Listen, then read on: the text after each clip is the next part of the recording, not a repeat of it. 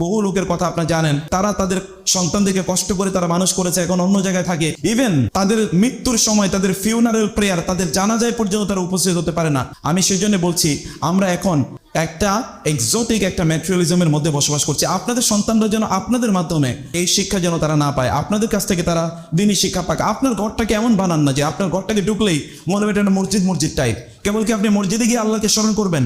আপনার ঘরটাতে ঢুকলেই যেন মনে হবে যে এটা যেন একটা মাদ্রাসা টাইপ। একজন ঢুকলেই মনে হবে যে এটা তো দেখি একটা ইসলামিক একটা এনভায়রনমেন্টে আমি প্রবেশ করেছি।